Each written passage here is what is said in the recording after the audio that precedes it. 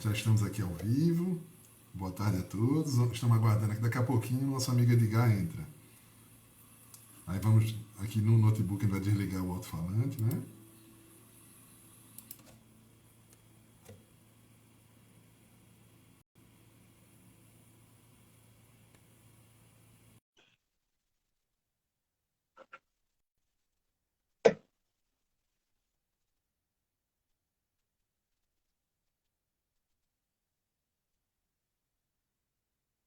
Oi, Ju, tudo bem?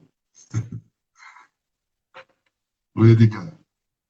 Deixa eu botar aqui também. Vamos lá, tá ouvindo, mestre? Estou ouvindo perfeitamente. O pessoal já está começando a entrar aí, daqui a pouquinho a gente começa. Entramos ao vivo também aqui no Facebook. Enquanto você ajusta aí, pronto. Olá, Vamos lá. pode ser nossa Eu amiga acho Juliana que, Gerais aí, tá? Está conosco aí. Boa tarde, Juliana. eu acho que tá, mestre. Certo? Pronto, deixa eu abrir aqui. Pronto, pronto. Tá ótimo, tá ótimo. Tá me Oi? ouvindo? Você tá me Tô, ouvindo? tô ouvindo. Ah, tá Deixa eu ótimo. só baixar aqui para. Um fica mais claro do que o outro, né? É bom que varia, né? Dá uma variação. Pois é, mestre. Olha, boa tarde a todos, minha gente. É um prazer estarmos aqui novamente, reunidos, né? Para podermos fazer nossa reflexão de domingo, aqui pelo Lar Espírita Maria Dolores. Na tarde de hoje, olha aí, Luciana. Boa tarde, Edgar. Boa tarde, amiga. A amiga sua aí dando uma mensagem aqui no Instagram. Certo? Então, sejam todos muito bem-vindos, né? Hoje temos a grata satisfação de receber nosso amigo Edgar Diniz, que é um poeta, e isso é muito importante para nós, porque o Lar Espírita Maria Dolores, a nossa guia espiritual, né, a nossa, é, aquela inspiração que nós temos é Maria Dolores, que é uma poetisa extraordinária. Né? Temos inúmeros poemas dela através da psicografia de Chico, mas quando ela estava encarnada aqui, lá na Bahia, ela também publicava seus poemas. E hoje temos uma oportunidade, né, de fazermos a reflexão espírita, mas com os cordéis do nosso amigo Edgar. Isso vai enriquecer, com certeza, e a gente vai conseguir tirar aquele bom proveito que a doutrina espírita nos traz, do conhecimento que a gente consegue levar para nossas vidas. Né? Então, aqui no Facebook também o pessoal está começando a chegar, lá no nosso grupo do WhatsApp também estão nos acompanhando, então vamos dar início. Mas antes de fazer a prece, gostaria de saudar o nosso irmão Edgar. Edgar, quer dar umas palavras iniciais, dar uma boa tarde aí para todo mundo, daqui a pouco a gente faz a prece e inicia a sua palestra. Vamos embora, mestre. Então, já que você convidou um poeta, vamos entrar com poesia, né? E eu digo assim, para os versos que eu falo, eu peço atenção, pois falo da paz, do amor que conduz, deixados por ele, o Mestre Jesus, seguindo eu tento cumprir a lição. Viver cada dia é minha missão, tentando aprender para poder ensinar. De Patos eu sou e me chamo Edgar, carrego também no meu nome o Diniz, eu canto os meus versos, assim sou feliz, nos 10 de galope na beira do mar. Eu vim para educar, esse é meu papel, cumprir a tarefa que eu vim para cumprir, eu sei do caminho que devo seguir, projeto de vida educando em cordel. O bem ao irmão, é o tesouro fiel, e quando partir é o que quero levar, no céu, no sorriso, mãe encontrar, dizer que ela foi o meu anjo, meu guia, voltar outra vez para fazer poesia nos 10 de galope na beira do mar. Pronto, agora a gente entrou melhor, né, médico? Com Mas, certeza. Muito bom, muito bom. mas aí, poeta, eu sou de Patos, na Paraíba, né? Eu moro aqui em Pernambuco já há um bom tempo.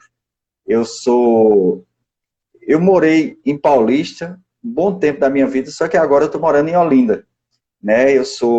Também sou de Ceará de Deus, que é o centro de Paulista, na cidade do Paulista, o Ceará de Deus, e a gente vai conversar sobre isso, né? Os trabalhos do Ceará também.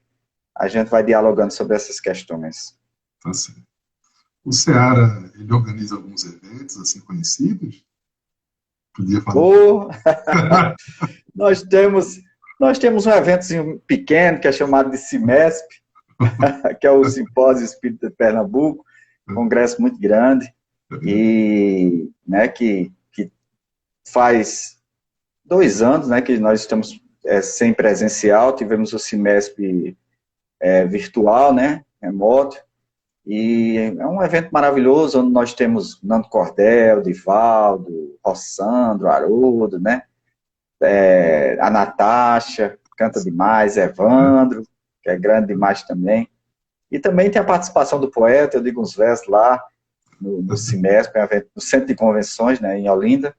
E também temos, o CIMESP não é o trabalho mais importante do Seara de Deus. O trabalho mais importante do Seara de Deus, se puder, na verdade, resumir seria a fabricação da pomada do Vovô Pedro. Que também nós fazemos a fabricação lá e esse ano nós vamos voltar ao presencial, de uma forma também respeitando os protocolos, com um revezamento de pessoas, mas nós vamos estar voltando para o trabalho da pomada, que também tem o trabalho do Hospital da Miroeira também, que faz parte desse conjunto da pomada do Vovô Pedro, né, que o Hospital da Miroeira é um hospital para pessoas com hanseníase, e hoje também tem muitos alcoólatras, mas aí é uma junção. Então, a pomada é para a Miroeira, que também o CIMESP faz parte de todo esse ciclo do bem, né? Então, esses são alguns dos trabalhos do Seara de Deus. Ok. Pronto, pessoal. Então, conhecemos um pouquinho mais aí do nosso amigo Edgar e do trabalho lá do Seara de Deus, né? Então, vamos fazer a nossa prece para dar início ao nosso trabalho. Quando entrou também Daniela, oi Daniela, lá de Minas Gerais também, aí assistindo com a gente. Então, vamos fazer nossa prece, tá certo? Mestre amigo Jesus, nessa tarde tão bela, pedimos tua proteção, teu amparo, para que possamos estar atentos ao ensinamento da tarde, e que possamos, gradativamente, colocando em prática esses ensinos tão belos que o Senhor nos deixou. Abençoa especialmente o nosso irmão, que ele possa estar bem sintonizado com seus guias espirituais e com os guias de nossa casa, para que possamos ter uma tarde leve, de aprendizado, mas, sobretudo, de vibrações de amizade, de carinho entre nós. Que tua paz nos envolva, Senhor, hoje e sempre. Que assim seja. Ok, ó. Daniela aqui no Instagram. Oi, amigos, boa tarde a todos e todas. Ok, obrigado, Daniela. Boa tarde. Ó, você vai fazer o seguinte para mim, viu, Alan? Pois não. Você vai dizendo as mensagens aí, porque eu não estou vendo no Instagram. Tá certo, eu vou dizendo. Deixa comigo. Porque como meu fone tá por trás, Tá eu certo. não estou vendo o Instagram. Eu só estou vendo você, viu? Então, o pessoal que estiver participando, não diga assim, mas rapaz, esse poeta é enjoado demais. Eu mandei uma mensagem, ele nem respondeu. É porque eu não estou vendo, viu, pessoal? Tá certo. Pronto, o pessoal tá sabendo aí agora, né? Então, vamos dar início, né? O tema de hoje é a fé transporta montanhas, né? Então, eu vou pedir permissão de vocês para ler um trechinho da passagem. Ó, Emanuel entrou aí, Márcia, tudo bom, gente? Eu vou ler um trechinho, que é justamente a passagem evangélica, e a gente faz algumas perguntas, algumas intervenções, e o nosso amigo vai tocando aí com o seu trabalho, tá certo? Então, veja, esse tema está no capítulo 19 do Evangelho segundo o Espiritismo. A fé transporta as montanhas, né? E o primeiro item que ele aborda é poder da fé. Então, eu vou ler um trechinho evangélico que é tirado de Mateus, capítulo 17, versículos de 14 a 20. Quando veio até o povo, um homem se aproximou dele, lançou-se de joelhos aos seus pés e lhe disse: Senhor, tem piedade de meu filho, que está lunático e sofre muito, porque ele cai frequentemente no fogo e frequentemente na água. Eu o apresentei aos vossos discípulos, mas não o puderam curar. E Jesus respondeu, dizendo: Ó raça incrédula e depravada, até quando estarei convosco? Até quando vos sofrerei? Trazei-me aqui essa criança. E Jesus, tendo ameaçado o demônio, ele saiu da criança, que foi curada no mesmo instante. Então os discípulos vieram encontrar Jesus em particular e lhe disseram: Por que não podemos nós outros expulsar esse demônio? Jesus lhe respondeu: É por causa da vossa incredulidade. Porque eu vos digo em verdade, se tivesseis fé como um grão de mostarda, dirias a esta montanha: transporta-te daqui para ali, e ela se transportaria, e nada vos seria impossível. Esse é o trecho evangélico, e aí eu queria ver com você, né, porque quando Jesus diz aí que tendo a fé nada nos seria impossível, ele está querendo dizer que a gente consegue o que a gente quiser, a gente consegue tudo que a gente quiser, a gente consegue se tiver fé. E quando ele diz assim, transportar uma montanha, eu poderia, com o poder da minha fé, pegar lá um morro, o Morro dos Guararapes, ou algum morro em algum lugar aí, e transportar ele de um lugar para outro? Será que é isso? Tipo X-Men, né? Ou, não é? Que tinha Magneto, que consegue transportar as coisas, ou feito um Jedi lá de Guerra nas Estrelas, que usa a força. Será que era isso que ele estava falando? Ou é alguma metáfora? Porque dentro dessa questão do transportar entra uma questão das leis, lei da natureza, né? Se o negócio está fincado, ele sair dá trabalho, né? Porque existe uma lei da natureza que o finca ali, né? Através de vários processos de relevo, que eu não sou professor de geografia, eu sou formado em história, viu? Mas isso aí é uma lei da natureza, né? Então, e o mais interessante disso é porque existe outra passagem de Jesus que ele fala de deixar vir as minhas criancinhas, porque elas são puras de coração, né? Só que nessa passagem, a criança, no contexto, estava com um demônio, né? Então não existia tanta pureza no sentido, né, de algumas questões. Mas o que é que ele quer mostrar com tudo isso? Primeiro, ele quer mostrar que existe um negócio chamado reencarnação, né? E todos nós trazemos uma bagagem. Então, quando ele fala da pureza da criança, ele não está falando da pureza do espírito, e sim da inocência do ser infantil, né? E nesse caso aí, que ele fala da fé para os discípulos, né? Dizendo, não, vocês podem também, agora vocês têm que ter um pouquinho de fé para fazer o que eu faço, né? E assim, o mais interessante da fé é porque a fé está ligada a uma palavra que eu gosto muito. E como nós estamos falando do centenário de Paulo Freire, ela vem muito importante, que é um negócio chamado conhecimento, né? E conhecimento não é inteligência, e é também, mas conhecimento não é uma inteligência no sentido de dizer você é acadêmico e você não é um acadêmico, né? Então você tem um conhecimento letrado e você não tem um conhecimento letrado. Então o conhecimento vem de uma bagagem espiritual, mas também do que você vai adquirindo nessa existência. Então a fé está muito ligada a isso, porque se a gente não ligar a fé ao conhecimento, aí vai ficar uma fé cega, né? E a fé cega, ela não é muito legal, porque a fé cega está muito atrelada ao que você pensa. Então, vamos dizer que, por exemplo, como eu disse, eu sou de Patos, na Paraíba. E meu pai era um homem rude. Meu pai era um homem rude do sertão, no sentido de dizer, era aquele homem bruto do sertão. Meu pai era um homem bruto do sertão. Então, meu pai, ele me deu um contexto de conhecimento que, por exemplo, o homem não chora, né? Homem não leva desaforo para casa. Então, meu pai criou em mim alguns sentimentos ligados ao orgulho, né, e à vaidade. A homem não chora e homem não leva desaforo para casa. Então, minha formação foi achando que ser homem é ser forte no sentido de bruto, né? Então, se eu tiver fé nesse homem que eu fui criado, isso não quer dizer que eu esteja certo.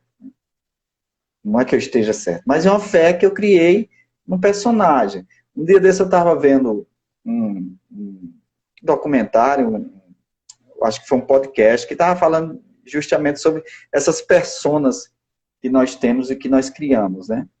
E claro, cada um de nós tem personas, né? Personagens que estão com a gente, caminhando, e que nós formulamos no contexto de vida.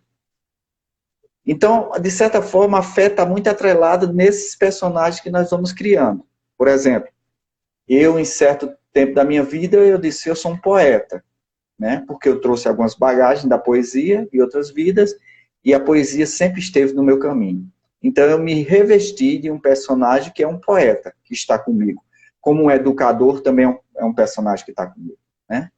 Então, eu boto fé nesses personagens que estão comigo, né? E que, de certa forma, são personagens bons, né?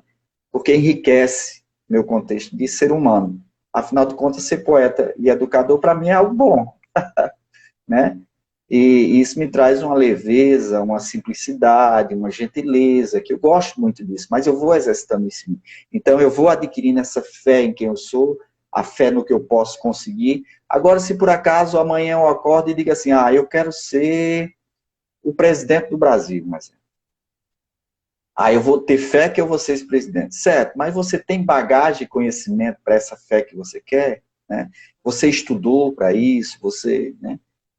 Então, eu acho que a fé está muito ligada a isso, a sua bagagem de conhecimento, que você adquiriu na caminhada, porque senão fica uma fé cega, né? Uma fé em algo que talvez você não vá conseguir, porque justamente não é bem isso que você queira conseguir.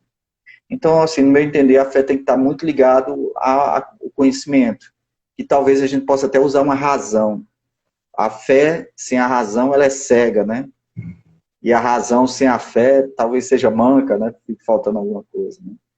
Então, eu vejo a fé muito por isso. Porque senão, se a gente não vê a fé nesse sentido, aí nós vamos fazer feito algumas religiões que usam a fé acima de tudo, né?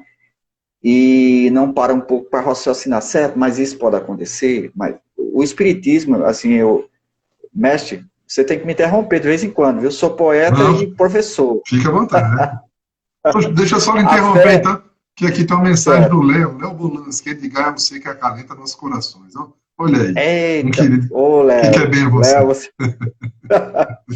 Léo, grande, obrigado. A fé é muito interessante demais. Eu gosto muito. Esse tema é bom, viu, mestre?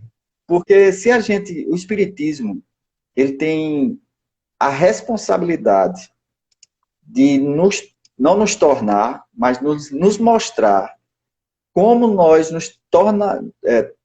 como nós podemos nos tornar religiosos com a razão. O que é que eu digo religioso com a razão? É não acreditar em tudo.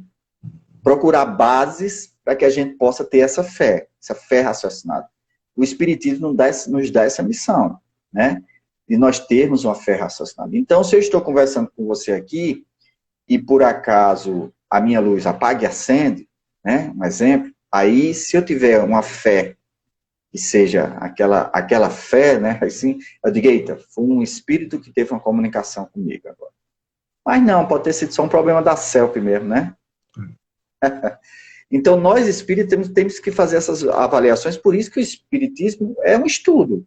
Nós estamos sempre estudando, para que a gente possa ver as manifestações, o que é que pode, o que não pode. Né? Eu costumava dizer a meus amigos assim, quando eu estava numa palestra, e dizia assim, pessoal, se eu levantar uma caneta e soltar, essa caneta ela vai cair, independente de sua fé, porque existe uma lei na natureza, né? Que é uma lei de gravidade. Então, se eu derrubar uma caneta, a caneta vai cair, porque existe essa lei, e essa lei é uma lei de Deus, né? Aí se você disser, sim, mas se eu tiver fé, aí depende de sua fé, né? Se você tiver uma fé de efeitos físicos, talvez você não faça a caneta cair, ela flutue, né? Mas aí é outro caso. Mas dentro disso, Alan, eu escrevi uma poesia que eu gosto muito, que é uma poesia chamada Diálogo com a Morte. E eu queria dizer essa poesia, eu quero explicar por quê. É mais ou menos o que a gente está falando da fé. Da mesma forma que a gente não entende a fé, a gente não entende a morte. E por mais que a gente estude a morte, a gente nunca consegue entender bem o sentido. Nunca não, né? A gente não consegue, no momento, entender bem o significado da morte. Né? E quando eu fiz essa poesia, eu fiz porque, assim, estava num período de finados e tal, e eu vendo como as pessoas viam a morte, né? E eu acho muito interessante, porque um exemplo disso por exemplo, nós sempre achamos que matar é melhor do que morrer, né? Porque quando nós estamos num duelo, porque a gente ainda traz o duelo, viu? Não pensa que a gente não traz, não, que a gente ainda traz. Então, quando a gente está num duelo, o que é melhor? É melhor matar do que morrer. Porque morrer, entra a história do meu pai, se você morrer, você é um fraco, né? Você é um covarde, né? Então, homem não pode, né? O homem tem que duelar e vencer, né? Então, nós trazemos essa coisa. E eu achava muito interessante, porque a morte é algo natural, mas matar não é algo natural. Né? Matar não é natural, mas morrer é natural. Mas a gente tem que matar e não morrer. Aí eu disse, eu vou fazer uma poesia sobre a morte. Aí eu escrevi, dizendo assim, diálogo com a morte. Eu escrevi uma parte do que eu vejo como é a morte, e depois a morte vem e me responde, né? Aí eu escrevi para a morte dizendo assim: és o véu que encobre o dia, és o contrário da sorte. Não respeitas nem o tempo, busca o fraco e o mais forte, te chamam de tantos nomes, onde um deles é a morte. Quem é você nessa estrada? Por que leva os entes meus? Por que leva os mais crentes? Por que busca os ateus? És um anjo da maldade? És um arcanjo de Deus? E quem é a tua mãe? Ela vive eternamente? Se vive, se tu não ceifas, por que leva da gente? E teu pai não vê teus atos? Se não vê, é um demente. Me explica o teu trabalho, tua função de cada dia, porque és o fim da linha, um verso de agonia, e mesmo sendo o inverso, ainda inspira a poesia. Te peço antes de vir, me levar contra a vontade, me diga, não me escondas, fale com sinceridade, por que molha tantas faces com as lágrimas da saudade, né? Por que molha tantas faces com as lágrimas da saudade? Aí a morte me responde: não sou mal como tu pensas, desconhece a minha essência. Nas leis que regem teu mundo faz parte da ciência. No dicionário de Deus, o meu nome é providência. Eu não sou o fim da linha, sou apenas o começo, carretel do universo, onde às vezes pago o preço do débito que não é meu, da culpa que não mereço. Por que dizes que sou o fim? Pois se tudo é infinito, se tens fé no Pai Maior, por que crias esse mito, dizendo que meu silêncio ecoa como um grito? E tendas que nada acaba, tudo é transformação, que o que finda nesse plano vive em outra dimensão, que a saudade de quem foi tem outra conotação. Aprendas com a natureza, onde tudo é harmonia. Quando levo a bela noite, de manhã trago o dia, pois quando acaba um verso, é que nasce a poesia. Quando acaba um verso, é que nasce a poesia. Então, essa poesia sobre a morte é mais ou menos sobre a fé, né? Eu acho que a gente precisa entender para que a gente possa falar um pouco sobre ela, né? Certo. Muito bem, muito bem. Lindíssimo, lindíssimo esse poema. E nos leva à reflexão aí sobre a morte. Nessa passagem que a gente... Ó, Fátima está parabenizando aqui, gostou muito do poema. Falou, Fábio. Marília, que linda, emocionada, dando uns parabéns também, aqui no Instagram. Deixa eu ver se tem alguma coisa aqui no Face. Não, aí só aqueles que eu já coloquei para você. Bom, gente, então, dando continuidade, né? Edgar, lindo esse poema, né? Para a gente entender melhor. O Maninho, é lá de Olha, Recife. olha, Alan, e Diga. eu costumo dizer que minha mediunidade, assim, eu não vejo, né, no contexto de mediunidade, nem escuto nada. Então, o pessoal lá de cima deve ter um trabalho danado comigo, né? Porque eles mandam uma poesia para mim e eu penso que sou eu que escrevo, né? Tem um poeta que já partiu, chamado João Paraibano, ele dizia assim: às vezes eu canto ruim, mas quando eu canto feliz, Deus me mostra um verso pronto, e eu digo ao povo que fiz. Nem sempre a língua é dona dos versos que a boca diz, né? Nem sempre a língua é dona dos versos que a boca diz. Então, o meu trabalho é mais ou menos isso. Às vezes eu escrevo, aí penso que sou eu que estou escrevendo, mas é os irmãos espirituais, né? Porque essa poesia, quando eu fiz, foi justamente isso. Eu fiz a poesia, e quando eu terminei, aí veio uma vozinha interior, que eu chamo de inspiração, e disse assim: poeta, agora defende a morte, né? Faz uma parte como se fosse a morte, dizendo. Aí foi quando eu escrevi, aí é aquela outra parte, né, da morte. Aí por isso que é diálogo com a morte, sou eu e ela falando. Uhum. E está bem fundamentado no que o Espiritismo nos ensina, né, Edgar? Porque Isso, a morte, de fato, ela não é esse bicho que a gente tem pintado, né? isso. É. É um natural e que, na verdade, muitas vezes é chamado por muitos espíritos de um anjo da libertação, né? Porque se eu tiver uma boa vida, né, se eu viver adequadamente, a morte vai ser um fenômeno tranquilo. E veja, É que, diga, pois não. não, que o medo não é partir, o medo é vir para cá, né? É, E ultimamente é que faz medo, né? é verdade. Nessa transição que a gente está vivendo, né? Olha, a Cris mandou aqui, ó, boa tarde, meu poeta Edgar Diniz, fã desse poeta. Cris. É Cris de onde? Olha, não sei, é Cris Love Valentim, tá o endereço aqui, se ela pode colocar aí para a gente saber. É, Pronto, aqui Cris é... no Facebook também, olha, é Josenildo, é aqui da casa, muito bom, lembrei do nosso amigo Plínio. É que tem um amigo nosso aqui que é cordelista também, aqui de nossa casa. Ô, rapaz, que maravilha. É isso aí. Poesia para todo mundo. Poesia no mundo todo. Pronto, veja, e por falar em tranquilidade, olha, Cristiane Valentim, ah, tá. Aí você é da onde, Cristiane? Ah, a Cristiana é poetisa, né? Ela deve colocar aí pra gente. É. Já ela coloca. Aí eu já vou lhe fazer uma outra pergunta, tá certo? Já que a gente falou de tranquilidade, que Kardec, né, quando vai comentar essa passagem, olha, era da Academia de Letras da cidade de Paulista. Olha aqui. Poetisa grande. Valeu, Estive com ela Cristiano. esses dias. Estivemos no lançamento de uma coletânea, tem eu, ela e outros poetas aqui de Paulista. Muito bem. Certo. Então, dando prosseguimento, né? Aí Kardec fala que a fé verdadeira verdadeira e sincera, ela é calma e paciente. Por quê? Por que ele está argumentando isso? Qual é o sentido dessa calma e dessa paciência? Primeiro, porque eu acho que sem calma e paciência a gente não chega em canto nenhum. mas eu acho que eu acho que ele não quis dizer assim, se aveste não é por causa disso não, né? Mas também Mas é porque nada a gente alcança sem a reflexão. E para se ter reflexão, você tem que ter calma e paciência, né? Por isso que os grandes mestres budistas, né, de outras religiões, a meditação é importante demais. Então, para a gente alcançar essa fé, precisa ter paz, paciência, reflexão. E na psicologia, né, ou na psicanálise, eu não sou dessa área, mas tem a questão da euforia coletiva, né?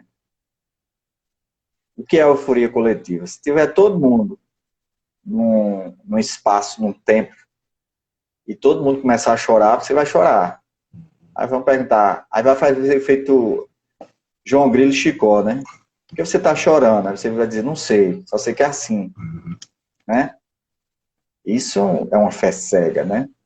Por que você está chorando? Aí você, não, foi um Espírito Santo, uma luz, você bota o nome que você queira botar. Mas é apenas um efeito da mente, né? Por conta de uma euforia coletiva.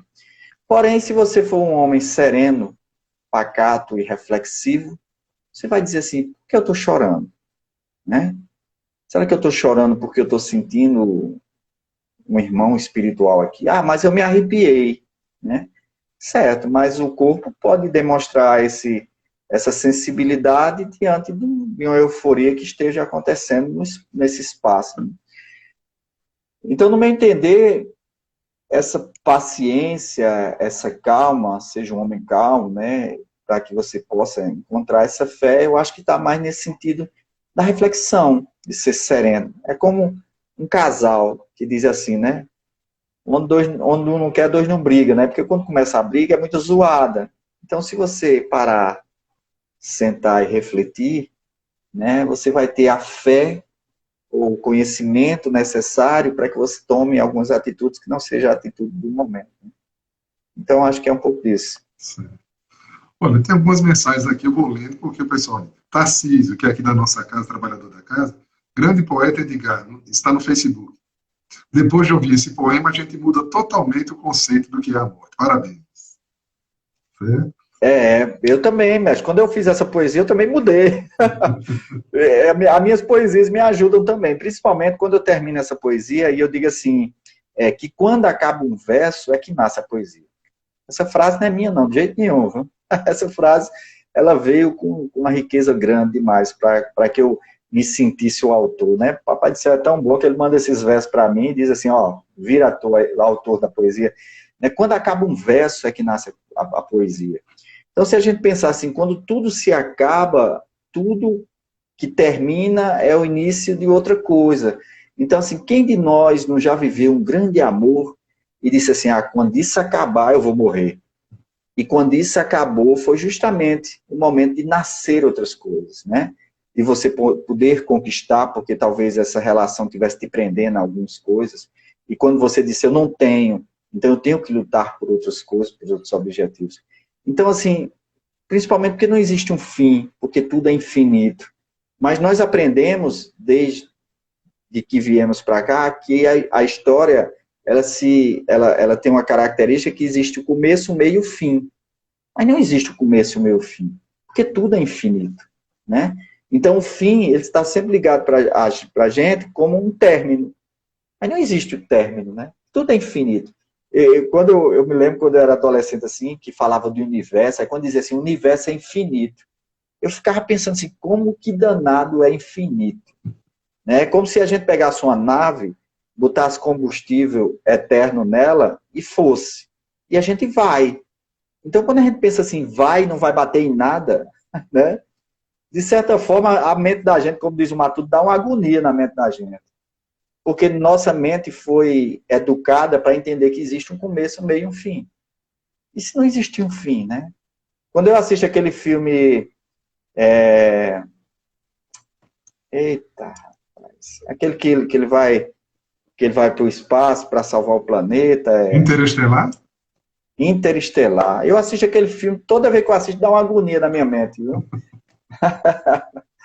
Porque é muito ruim. É difícil para a gente entender presente, passado e futuro, né? E quando Einstein diz que não existe isso, que existem buracos negros, que a gente pode entrar e ver o passado ou ir para o futuro, né? Existem os atalhos de minhoca, né? Que chama, né?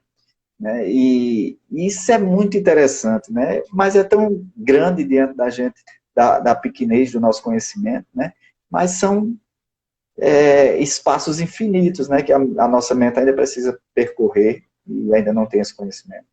Certo, ok, Nica. Bom, tem também a mensagem novamente da Cristiane Valentim, muito gentil ela, né? E ela dizendo que vê muita luz aqui na gente, né? E que estamos bem acompanhados. Há uma luz em volta de vocês. Ela está dizendo. Maravilha, viu, Cristiano? Eu agradeço, eu agradeço todo dia a esses irmãos que fazem isso, porque dá trabalho, né? O poeta é ligado a trabalho, né? Mas eles sempre estão nos atendendo, assim. E eu vejo muito isso no sentido de, quando eu vejo Pedro, por exemplo, né? E vejo o quanto Pedro negou Jesus, né? O quanto Pedro não teve fé, né? Porque quando Jesus diz, Pedro, tu tá pescando, mas aí não tem peixe não, viu, Pedro? E Pedro disse, onde é que tem peixe? Ele disse, ali, ó, vai mais na frente, rapaz, ali tem peixe. E Pedro disse, tem nada, nesse aqui não tem peixe não. Ele disse, pois vamos lá. Quando foi, tinha, né? O que é que faltou para Pedro? Faltou fé, né? Faltou fé. E Pedro, aí depois negou Jesus, depois quando foram prender Jesus, Pedro ainda pegou a espada e meteu na orelha do soldado, né? Jesus disse, Pedro, quem com a espada fere, com a espada será ferido. Então, assim, Pedro não era perfeito. Não era perfeito. Ele negou, ele não teve fé, ele não escutou a palavra de Jesus, né, na questão da violência, mas Jesus disse, é ele, né? Então, assim, por mais que nós não sejamos perfeitos, Deus diz, mas é o poeta, eu quero que esse poeta fale de Jesus nas casas, nos congressos, nas escolas, no meu trabalho que eu faço nas unidades prisionais também, eu quero que ele fale de poesia. Ah, mas ele é perfeito? Não. Ele vai me negar, talvez, um momento, ele vai não ter fé em outro momento, né? Talvez ele seja violento, apesar que eu pratico muito o exercício da gentileza, mas talvez eu seja violento no momento. Mas mesmo assim, Jesus está conosco, né? Tá sempre com a gente. Eu vejo isso muito. Uma vez eu vi uma passagem de padre Fábio de Mello, ele disse que quando ele era jovem, ele via muito o pai dele embriagado nas ruas, e às vezes ele tinha vergonha do pai dele, né? E eu passei muito por isso, assim, de passar, vindo da escola e, por exemplo, ver meu pai embriagado, e eu não dizer por meus amigos que era meu pai, com vergonha, né? Porque tá a minha paquerazinha assim do lado, né? E negar, né, meu pai, quando eu vi ele embriagado. E padre Fábio, ele disse que tinha vergonha, e uma vez ele foi buscar o pai com a mãe, deram banho, e ele disse que quando se tornou padre, aí foi quando ele percebeu Deus nisso, né? Porque quando a gente é adolescente, a gente diz, onde é que está Deus disso, né? Deixar meu pai ali. Aí ele disse que percebeu Deus, né, nessa situação, porque ele disse o seguinte, que Deus não vê o pai dele como o pai dele estava, mas sim o que o pai dele poderia ser, né? Então, por exemplo, quando Jesus viu Pedro negar, ele não viu Pedro naquele momento, ele disse, não, eu estou vendo aquilo ali, né? Mas eu estou vendo além, que é uma coisa que nós ainda não temos, por isso que nós julgamos e condenamos, né? Porque a gente vê o Alan de agora e o Edgar de agora. A gente não vê as possibilidades, né? De quem eles poderão ser. Né? Então, é muito nisso, assim. Uhum. Pronto, aí, inclusive eu queria agradecer a nossa irmã, né, Cristiane, ela mandou, meu nome é Alan, viu, Cristiane, que ela perguntou, o senhor Diogo, ela falou, é Alan, Alan José. Você veja, o senhor de óculos é Alan e o senhor de chapéu é Edgar. Para não confundir. Pronto. Aí, veja, ela mandou uma mensagem aí para dizer que ficasse tranquilo, que tudo vai ser resolvido. Ela deve ter tido uma inspiração aí de algum amigo espiritual, tá certo? Aí eu vou até, ela mandou outra mensagem aqui dizendo, olha, o amor de Deus e Jesus é infinito. Temos que manter nossa fé e continuar nossa missão. Precisamos rever nossas atitudes e fazer diferente. Ela está deixando essa mensagem aqui. Obrigado pela mensagem para mim, viu? À vontade, pode comentar. Eu também acho, assim, isso que o Cristiano está dizendo. O que me preocupa muito, Alan, é justamente o que eu disse, assim, o que nós recebemos de conhecimento.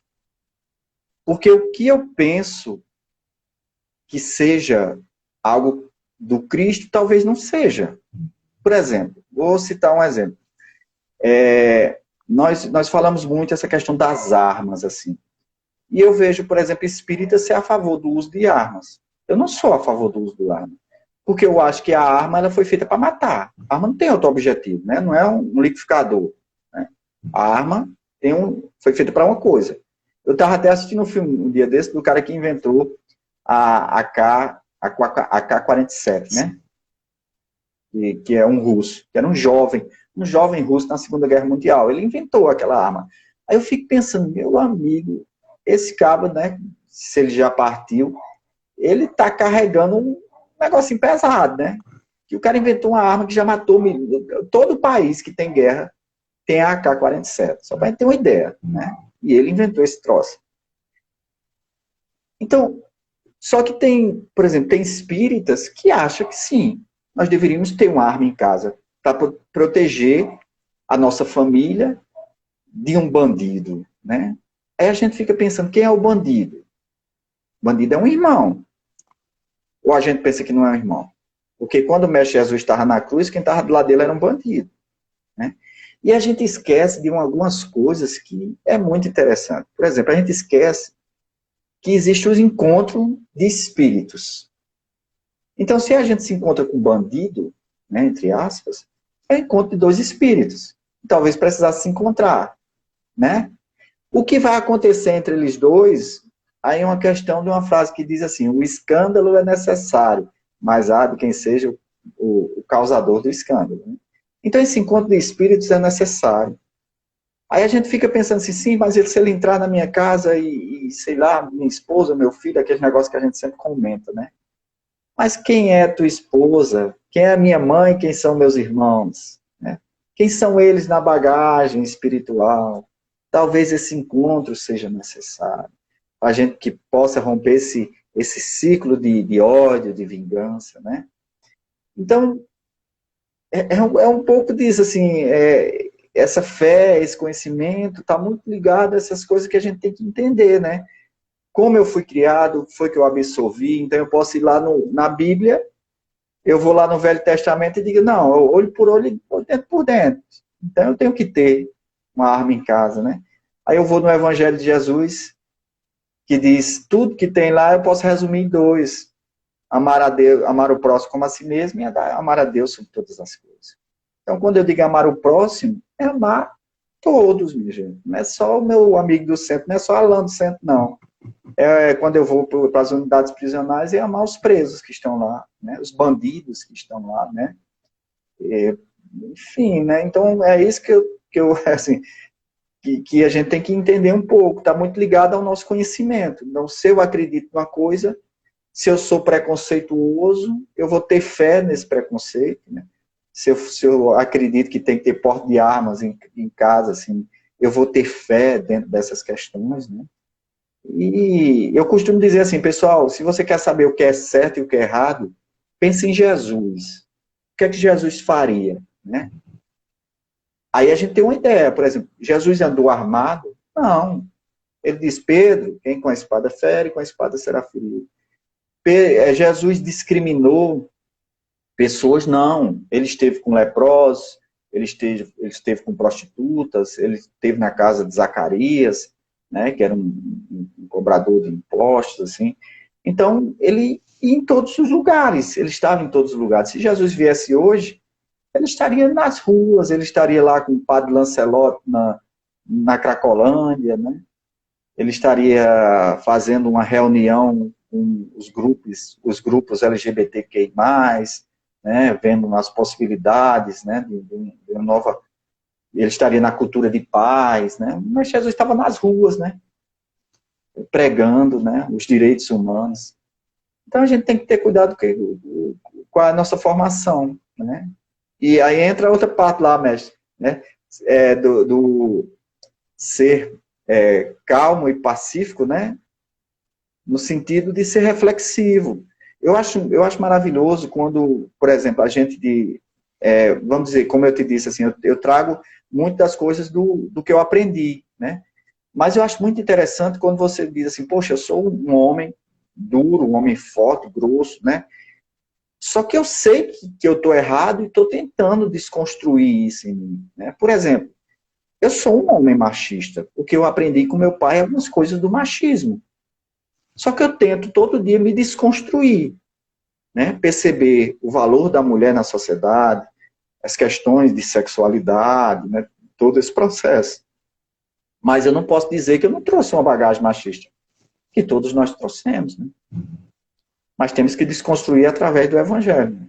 Com certeza. Muito bem, Edgar. Olha, e o que você acha, porque também Kardec comenta nesse capítulo, e que tem a ver com essa passagem, que Jesus, na verdade, curou ali um processo obsessivo, né? Que aquele demônio era um espírito obsessor, que estava ali, de alguma forma, perturbando aquela criança. E os apóstolos não conseguiram, a princípio, resolver o problema e ficaram até intrigados. E Jesus diz que faltou, justamente, foi a incredulidade deles. Mas de que forma que, por exemplo, na casa espírita, no trabalho de cura, desobsessão, a fé ela vai ajudar? E vai ajudar de que forma? A fé vai ajudar nessa cura, nessa desobsessão? Olha, eu acho que num trabalho mediúnico, a fé ligada à razão, ela ajuda demais. Porque também nos trabalhos mediúnicos, se a gente tiver muita fé, que você já fez, que faz ou que fez um trabalho mediúnico, você nota, o médium, se tiver muita fé, nem tudo que vem é do espírito, pode ser dele, né? Então, se ele não tiver uma bagagem de conhecimento, ele vai pensar que tudo que ele está dizendo ali é um espírito. Né? E pode não ser. Pode ser coisa da mente dele, né? Do dia a dia, né? Está lá no inconsciente. Então, dentro de um trabalho, assim, uma casa, eu acho que essa fé raciocinada é importantíssima demais. Senão a gente se perde, assim, na caminhada. Eu acho que tem um palestrante, Clóvis Nunes, né? Clóvis Nunes, ele tem 95% de razão e 5% de fé. E eu gosto muito dele, assim, porque tudo dele está atrelado à razão, né? E a gente, quando a gente assiste, por exemplo, esses dias eu assisti Kardec, né? Como eu li o livro de Kardec, que o livro de Kardec foi escrito por um ateu, né? Sotomayor, ele é quase um ateu, né? Ele escreveu sobre Chico e escreveu sobre Kardec. E um dia desse eu vendo a entrevista dele com Bial perguntou assim, mas agora tu é espírita? Ele disse, não sou espírita, né? Mas tem umas coisas que eu também não sei explicar. Por exemplo, quando eu resolvi ir na casa de Chico, e eu pensei, de certa forma, em escrever algo sobre Chico, ele disse, quando chegou para falar com Chico, a mão dele começou a queimar e a coçar.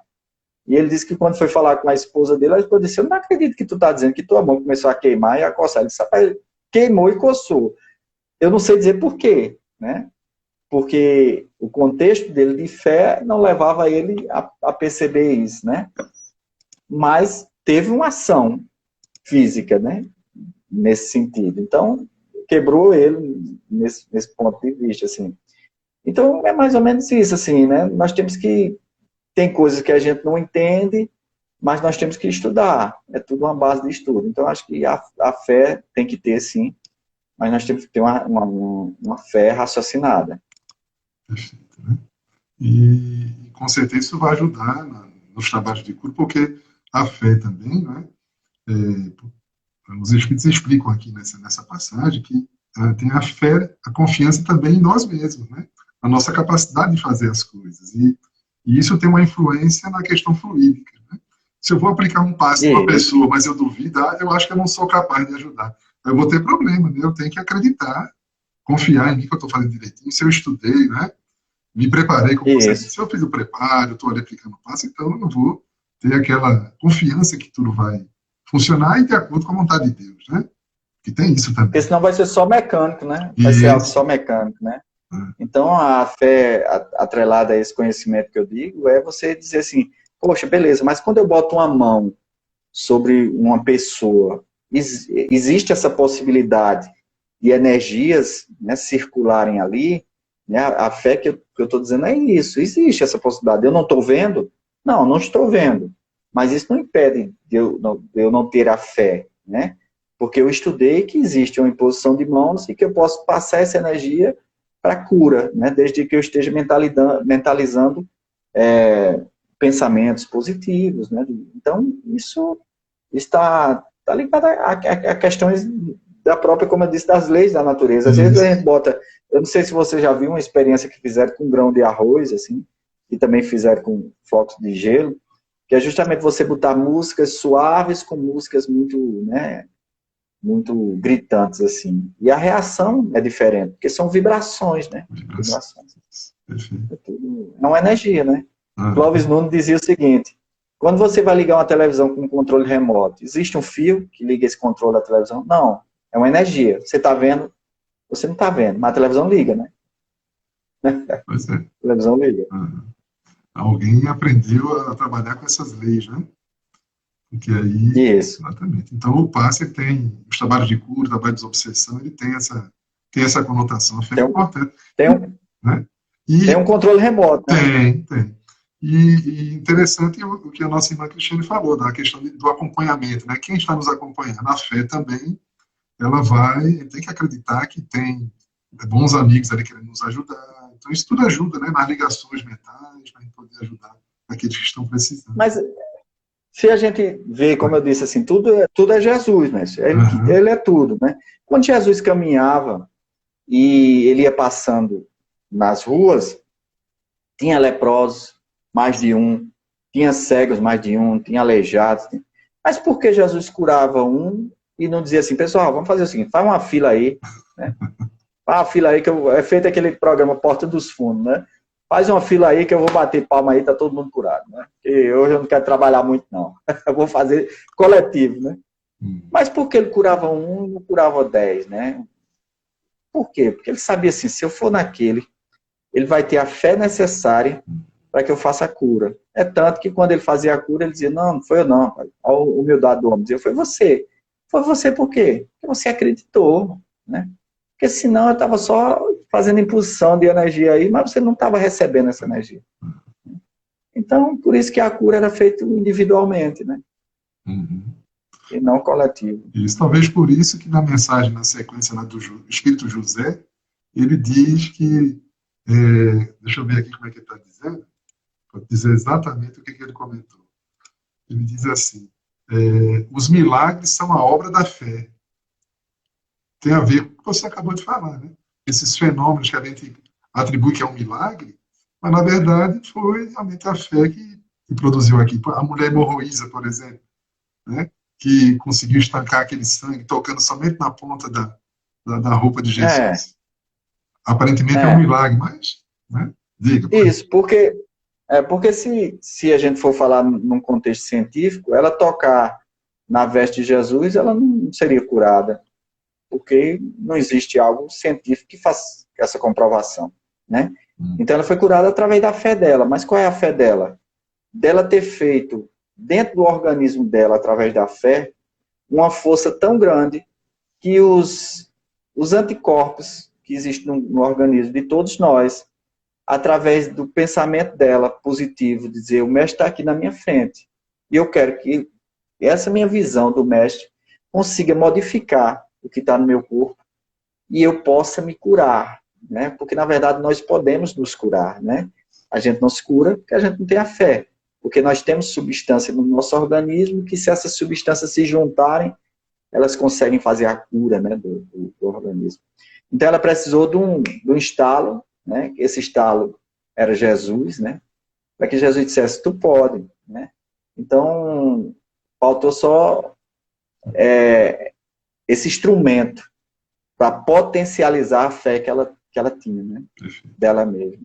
Bom, tá aqui, só para fechar aqui, para lhe ajudar aqui para fazer o seu encerramento, tem uma mensagem no Instagram do José Souza, que é aqui da casa da gente.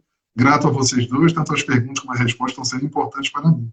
Então está fazendo sentido para ele, né? Que E, coisa boa. e também nossa irmã Cristiane novamente colocou aí que na massoterapia, esses fluidos que a gente está falando do passe, é chamado de energia vital. Então, eu fiz esse comentário aí também. Aí você pode, se quiser, que a gente já está se encaminhando para o final, fazer, acrescentar mais algum poema, algum cordel que você queira, e também para Vamos poder embora. finalizar o seu raciocínio. Fica à vontade. Ó, mestre, foi muito bom, assim, estar com você, te conhecer, assim. E, se Deus quiser, depois a gente vai em Caruaru presencialmente, conversar, fazer mais poesia, conversar mais sobre Jesus. Bom demais conversar sobre Jesus, que a gente aprende, né? A gente está aqui conversando, passando a mensagem, mas a gente está aprendendo mais do que ensinando, né? E tem uma poesia que eu acho que cabe bem, que é a chamada Gratidão, uma poesia que eu fiz, onde eu digo assim, gratidão vai muito além de usar a palavra grato. É aceitar e dar valor ao que importa de fato, é saber retribuir no dom de dividir e enxergar o abstrato. Enxergar o abstrato, né? Gratidão pelos meus atos, do que quero e mereço. Que aquilo que Deus não dá, não é o fim, é o começo. Escolhendo em mais alto, na liberdade de um salto, o escravo do tropeço. Seja grato pelo preço, de saber quando parar, de sentar e decidir, não só se lamentar. Veja a estrada com carinho, uma pedra no caminho nos ensina a caminhar. Gratidão por enxergar o que dispõe no universo, vislumbrando as maravilhas, deixando de ser disperso, fazendo de cada dia um livro de poesia com beleza em cada verso. Gratidão pelo universo, pois nem tudo é só amor. Perdoe quem te feriu, seja grato até na dor, que a mágoa não te consuma, pois o sândalo perfuma o machado agressor. Aos seus pais, diante da dor, cuidado e gratidão. Na velhice, a enfermidade pede um pouco de atenção. Quantos sonos já perdidos e quantos sonhos tolhidos talhando nossa missão. Gratos pela oração nas palavras de Jesus, que a ferida é a brecha por onde se entra a luz. Que eu possa, pela dor, entender o que é o amor, a rota que me propus. Grato até pelo cuscuz que hoje tenho para jantar. E que a necessidade venha só para nos mostrar que o plantio só é bom quando entendemos o dom na arte de cultivar. Grato por saber plantar, atitude mais coesa, que a paz que eu quero em mim, e disso tenho certeza. E que na não violência eu vejo na minha essência a importância da defesa. Gratidão à riqueza, que na vida é tão nobre, igual o ser humano, do mais rico ao mais pobre. Bandeira de caridade é a luz da humanidade, que a humanidade cobre. Na gratidão se descobre a arte de ser amável, faça dela uma rosa de perfume incomparável. Nos campos do bem e do mal, o plantio é opcional, a colheita é inevitável. Então, meus irmãos, vamos plantar o bem para que a gente possa colher o bem nessa caminhada. Muito bem, lindo poema, lindo poema. Edgar, muito obrigado pela sua participação. E agradeço também a todos também que participaram aqui com a gente, tá certo? Os que apenas ouviram, os que participaram mais, como a Cristiane, aí, dando suas intervenções, dizendo, agradecendo pelo momento especial, de grande aprendizado, obrigado. A gente agradece a sua participação conosco também. No Facebook, também todos que nos acompanharam, a gente deixa um abraço carinhoso a todos, tá certo? Que possamos aí. Eu gostei de uma coisa muito boa, aí, nosso irmão disse que quando pudermos, ele vai poder vir presencialmente aqui em Caruaru para fazer poesia com a gente. Isso é maravilhoso. Vamos embora. Vamos embora. A gente vai combinar aí, posteriormente. Edgar, muito obrigado, pela sua participação conosco. Leva um abraço aí para todos do Ceará, tá bom? E que realmente possamos continuar nesse trabalho aprendendo, né? Aprendendo e ensinando, como você diz, né? Claro. Como diz o mestre Paulo Freire, né? Todo mundo ensina e todo mundo aprende, né? É verdade. Então, é isso aí. Bom, Tarcísio também aqui, ó, nós é que agradecemos por tanto conhecimento aqui no Facebook. Tá bom, gente. Então, vamos fechar agora. Edgar, se você quiser fazer uma despedida final aí, e na sequência você puder fazer a prece, pode ser? Eu vou fazer uma prece poética. Ótimo. Eu acho que, primeiro, né, mais uma vez, grato por tudo e dizer que tudo isso que nós estamos passando é aprendizado também, né? Claro que a gente sente muito pelos que partiram, mas que a gente tem que entender por que também eles partiram, né? Como a gente diz, partir não é complicado não, complicado é vir, né? Então, mas claro, eles partiram e vão deixar saudade, e às vezes essa saudade é que machuca um pouquinho, né? Porque eles vão estar ausentes. Né? Mas aí, uma vez eu vi uma frase que achei muito bonita, e na poesia existe um mote, né? O que é um mote? São 2 versos, e a gente termina todas essas estrofes com esses 2 versos. E eu escutei um mote que dizia assim: hora de recomeçar para cumprir nossa missão. Né? Hora de recomeçar para cumprir nossa missão. Então, esse momento que nós estamos passando é justamente o momento da gente dizer assim: é agora que eu tenho que fazer alguma coisa, é agora que eu tenho que levar a palavra de Jesus, é agora que eu tenho que dizer que a violência não é ser cristão, que o uso de arma não é para ser cristão, que o preconceito não é ser cristão, né? Essa é a hora da gente levantar essa bandeira do amor, da paz, do Brasil, do mundo, né? E eu queria que vocês mentalizassem essa frase: hora de recomeçar para cumprir nossa missão. E que ela sirva também de prece para todos nós, onde eu digo assim: erga a fronte adiante e se esqueça do passado. Se a vida te fez cansado, pense em Deus nesse instante. A semente é sua, planta, e como é toda a plantação. Seus filhos, pais, irmãos esperam você plantar, hora de recomeçar para cumprir nossa missão. Se chegou na encruzilhada, já é hora de seguir. Não tem mais para que temer. Eu já sabe qual estrada. Passar a nova jornada, não se esqueça da lição. E amanhã só lembrarão do homem que se fez mudar. Hora de recomeçar para cumprir nossa missão. Então, meus irmãos, que a gente possa entender essa caminhada, possa entender que estamos nessa encruzilhada, que já sabemos qual a reta a seguir. Lembrando sempre que nós temos nosso mestre guia, que é o Mestre Jesus. Então, sigamos com ele, sigamos no evangelho dele. E vamos embora, né? Como diz o poeta: se a veste não, amanhã pode acontecer tudo, inclusive nada. Se a veste não, a lagarta rasteja até o dia que tem asa. Se a veste não, que a burrinha da felicidade nunca se atrasa. Se a veste não, amanhã ela bate na porta da nossa casa. Se a veste não, toda caminhada começa no primeiro passo, a natureza não tem pressa e segue seu compasso, inexoravelmente chega lá. Se a veste não, observe quem vai subir na ladeira. Pode ser a princesa, pode ser a lavadeira. Se quer chegar no alto, tem que suar, tem que trabalhar. Então, pessoal, vamos embora trabalhar, que o campo do Mestre Jesus é grande demais, cabe todo mundo. Vamos trabalhar. Muito bem, Edgar. Mais uma vez, muito obrigado. A nossa irmã Daniele Correia, lá de Minas Gerais, pediu para falar com você se você podia depois disponibilizar os seus poemas e a gente passar para ela. Ela é professora, educadora lá em Minas Gerais. Poxa, melhor ainda, Daniele. Eu tenho um projeto chamado Educando em Cordel, viu? Você vai lá no meu Instagram, Poeta Edgar, manda um oi que a gente vai conversar. Aí eu mando o que você quiser. Tá certo. Então, Poeta Edgar. Tá certo. Ok, pessoal. Então, uma boa tarde para todos. E, infelizmente, terminou. Estava tão bom, né? Rapaz. Mas quando é bom, se passou logo é porque é bom, né? É verdade, é verdade. Mas vamos ter outra oportunidade, tá certo? Vamos, pessoal, um grande abraço para todos. Fiquem com Deus.